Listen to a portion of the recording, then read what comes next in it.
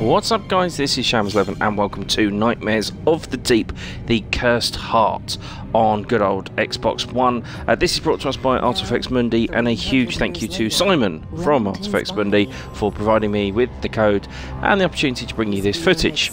Okay, so this is the new Idea Xbox game. This came out about a week ago and is a hidden object game with plenty of variation and mixed puzzles, thrown in with some pirates, some undead pirates, plenty of mystery, and a bit of a love story. Now, this type of game was hugely popular a few years ago, massively so on PC, and there's plenty of versions, clones of these available on iOS, for iPad, iPhone, Android, that sort of thing. Essentially, what you have to do is you basically go up to a certain area, you click on the location, and you have to find the objects it tells you. Now, the story behind this one is it just so happens the most fearsome pirate in the world has been found deep under the sea. His body has been exhumed, and you just happen to be the curator of a museum. The museum is going to be holding this new exhibit, including his body and various artifacts of his, and it just so happens that the body is being delivered on a night of a massive storm where the only employee that seems to be around is your young daughter. Now, not too much of a spoiler, but basically we end up accidentally awakening the undead pirate who kidnaps our daughter, and we have to solve various riddles, mysteries and clues to get her back.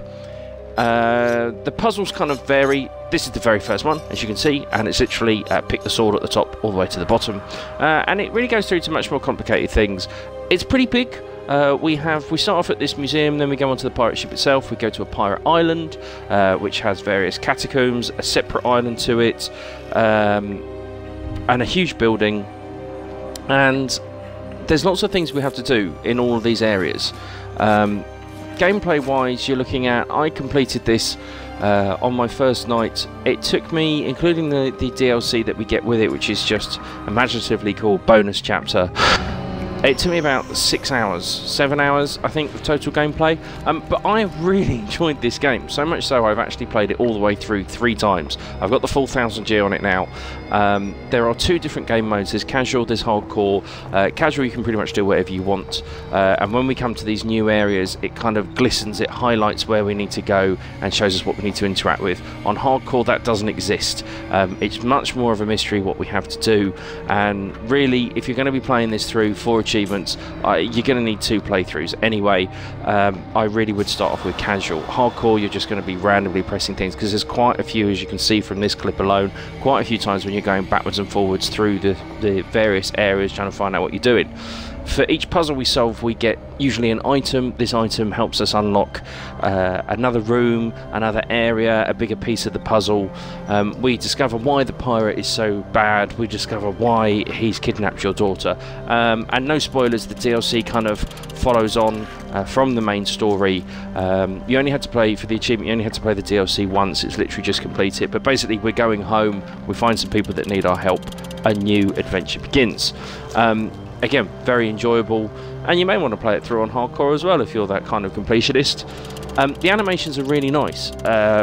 Despite it being dark and scary, and it's doing quite a good job actually of giving these kind of jump scare moments, and quite spooky. You know, as you can see, the environments are very good looking, and what's nice is that if you don't want to do all the hidden puzzle objectives, you can always press down on your D-pad at any time during these, and you can play Mahjong instead. For those who don't know, Mahjong is one of the oldest games going, an ancient Chinese game where we basically make pairs. It's very simple. You can't fail these, because even if you get to the point where normally you would fail in Mahjong, the tiles handily reshuffle, and it completes it as if you'd found all the objects.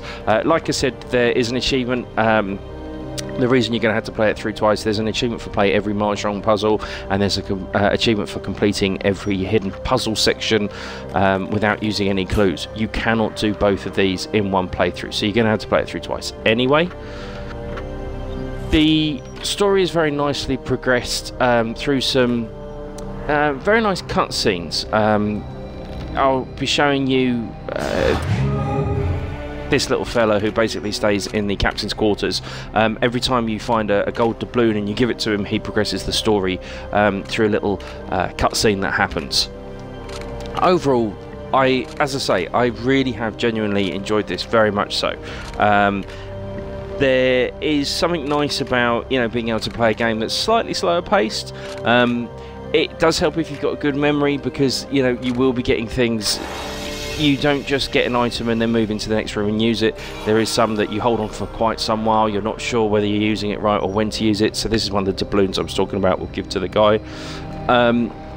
So you will need a good memory on you to kind of think about what puzzles, how you're going to do them. There are undoubtedly guides on PC. I didn't even look. I didn't have to. I figured this all out on my own.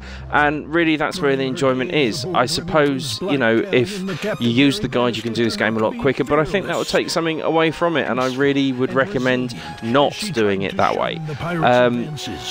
Overall, though, absolutely, I would go out and grab this. It's great. And I played it with the missus. We enjoyed doing the hidden puzzles together, and overall I'm very impressed, and I hope there will be more of this kind of genre. Just try not to get too scared. Thanks for watching. Till next time.